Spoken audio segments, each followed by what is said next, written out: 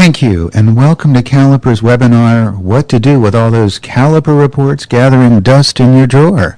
I'm Patrick Sweeney, the president of Caliper. Today, I'm very pleased to share with you ways to utilize all those Caliper reports that you've forgotten about. I'd like to also mention that all registrants will receive an email with links to slides and a recording of today's presentation. Now I'd like to introduce our guest speakers. With me today is Eileen Krantz. Eileen is the Vice President of Organizational Development Services here at Caliper. Eileen has 10 years of experience with counseling and coaching both individuals and teams to help them improve their performance in the workplace. Also, we'll be talking with Wayne Parrott. Wayne is the Human Resources Manager at Kinsey Manufacturing.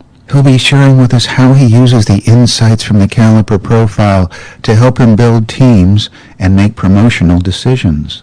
In addition, we'll be talking with Janae Fromm. Janae is a trainer and coach and the owner of Janae Inc. Janae will be talking with us about how she relies on Caliper to help her as she coaches leaders and management teams so that they utilize their potential and grow in their roles. Finally, we'll be speaking with Tanya Jones.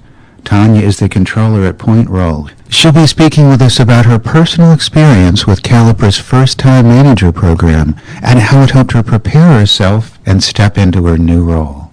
Now I'd like to go over with you what we'll be discussing during today's session. We'll focus on how to reuse your Caliper reports to help an employee who is having performance issues, determine whether or not to promote someone, give your new employees the tools to hit the ground running, and guide your high-potential employees as they step into management roles. Now I'd like to take a moment to introduce Herb Greenberg. Herb is Caliper's founder and CEO, as well as my co-author of the New York Times bestseller, Succeed on Your Own Terms, and How to Hire and Develop Your Next Top Performer. Herb, the Caliper Profile, which is an in-depth personality assessment that you developed nearly a half-century ago, has been refined throughout the years. One of the things about the profile is the uncanny accuracy of it. The other, obviously, is the depth of the relationships that our consultants develop with our clients. And yet so many people still think of the Caliper Profile as just for hiring. And there's so many other things that you can do with those insights and that information.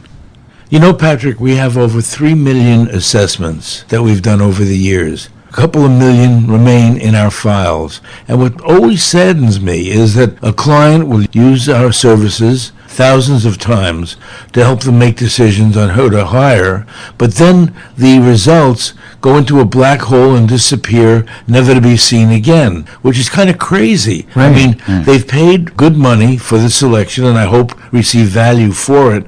But in the meantime, what about the time that you might want to consider an individual for promotion? The test data is there. What about if you want to see how someone might fit into a team, or move them into another team, or assess an entire team of people who've already taken the instrument but not looked at it in that way? Or for succession planning, how about that job that is going to be vacated in a year or two, and you want to know who among your people might be the right people to succeed to that job? The tests are there. You don't have to go out and pay for additional testing. The test is there of your existing employee to look at it. So I guess what I'm suggesting here, Patrick, is that there is a wealth of data that our clients have already paid good money for, that is available and accessible, and that we're happy to reach back for to use in additional ways to find additional information about their teams, the promotability or coachability of their current people, relationship situations, anything in short that involves their current personnel, we can look at again using the same data that they've paid for maybe even 3-4 years ago. And that's what we're going to do then today. What we're going to do is focus on and talk to some clients who have done exactly what you're talking about. They've taken those insights that they've received from the Caliper Profile, from the conversation and consultation that they've had with their Caliper consultant, and certainly helped them make better hiring decisions. So what we're going to hear is from clients who have dusted off that information, that rather than having them go into that void or sit in the drawer, as you've described. Precisely. Thanks so much, Herb. I'd like to dive in right now. We have Eileen Krantz on the phone. Eileen is the Vice President of Organizational Development Services here at Caliper. Eileen, we appreciate your joining us today. Can you tell us what makes the Caliper profile so unique in the marketplace? Sure, Patrick. Well, I think that there's certainly a lot of personality assessment, behavioral assessment instruments out there, but what I've always found about working with the Caliper profile is that it's very robust and very versatile. You know, while there are a number of instruments out there that are useful in the selection process and a number of other ones that are useful in individual development or performance management, and yet others that are useful in team building and the like, the profile really helps us in all of those different kinds of categories. It's a very cross-functional and versatile instrument, and we've never had to ask someone to take a different assessment for a different purpose in terms of the personality dynamics. It fits all of the different purposes that we look to use it for. And as I hear you say that, Eileen, so many people still, however, think of it simply as a hiring instrument, something to help them get a different perspective as they're trying to analyze whether to bring somebody on or not, and then the results sort of sit in a drawer someplace and gather dust. Yeah, that's true. I mean, I think that clients that we've worked with over the years who have the longest standing relationship with us and who really see the value of it use it for more than just the hiring process and recognize that you made an investment in information and be silly not to use that information for all of your human resource and human capital needs. Well, tell us a little bit from a big picture perspective, if you would, Eileen, some of the ways that someone could also take that information and reuse it. Well, right after you bring them on, it's a really useful onboarding tool. Being able to set some expectations, right out of the gate for how they want to see that person apply those strengths in that role, and how are they going to work to help that person compensate for some of the areas that may not be their strongest areas. So I think it's a great starting point for a good, candid conversation that can really help the employee hit the ground running. That's so important what you're talking about, Eileen, because oftentimes an applicant comes and they're very excited about coming to this new company. Oftentimes you get sort of one of two extremes happen afterwards. One is they're hesitant, they don't want to make a mistake, and so they hold back a little bit. And while they're doing that, the manager's going, wait, where's that energy that I saw in the interview? What's going on here? Or at the other extreme, somebody just dives in and wants to make the best first impression and does what used to work at the place where they were before, and it has nothing to do with succeeding in this new environment. And so there can be different ways in which somebody can just sort of either trip up or not step into the game, and getting somebody so that they're comfortable with the new culture, with the new manager, is so important, and yet it seems so obvious, yet so many times it's like, well, let's just see how things happen. Right. Well, what happens is, in the hiring process, you're spending a lot of time and energy to pick the right person, probably more than you even expected to do, because it's always harder than you think it is to really find somebody who you think is a good fit. So then once you make that decision, there's a big sigh of relief, and people are like, oh, good, I'm done, I found somebody. And companies, and in particular the hiring managers, often forget that their first responsibility to that new person is to really help them get on board, hit the ground running, have an initial plan for what success looks like, learn what the expectations are, learn what the culture is.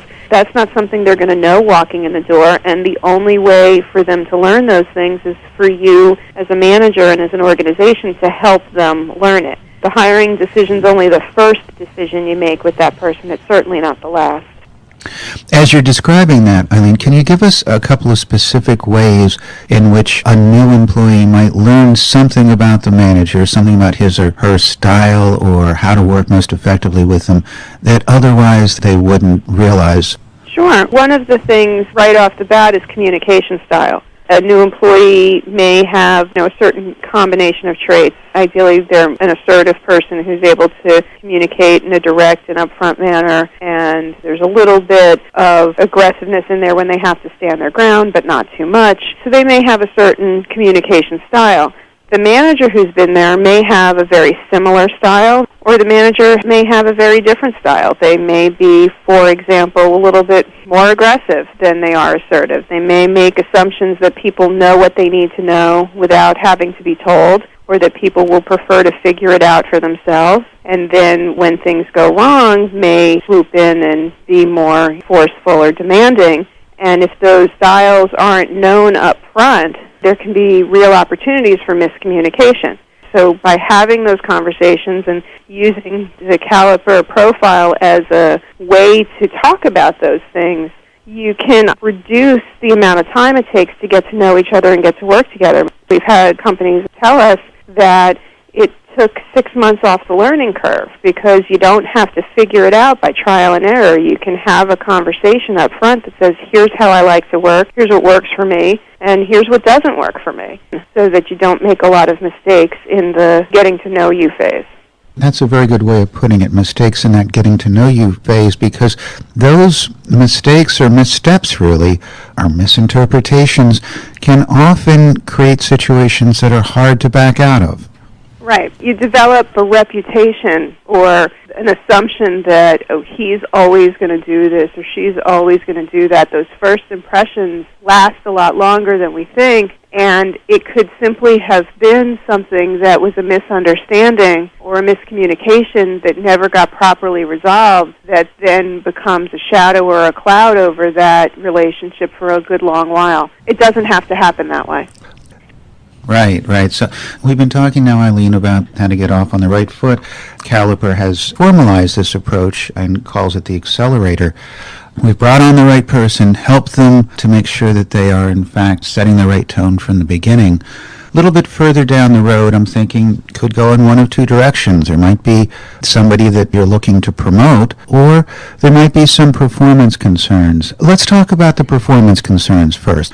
Share with us, Eileen, how if somebody who's been doing well but all of a sudden starts to stumble, how pulling out the results of the Caliper profile and talking with a Caliper consultant can help a manager get some perspective on what to do next. Absolutely, because what we want to do is be able to put the traits and the profile in the context of the behavior that you're seeing.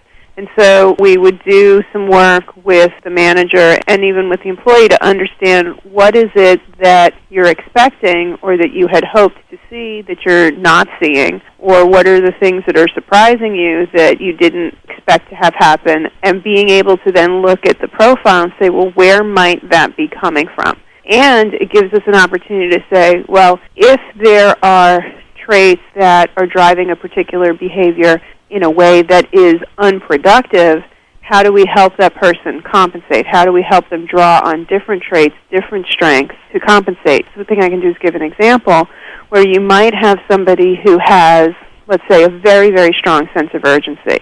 One of the things you might have liked about that person was that you thought they were going to be a go-getter. Well, now that same trait, you may be saying, well, but this person rushes to judgment, they don't think through the decisions that they make, and it's sort of the other edge of that sword, right? With all the positive things that come with that strong sense of urgency, there's going to be a level of impatience and maybe a higher risk tolerance that the company wasn't expecting.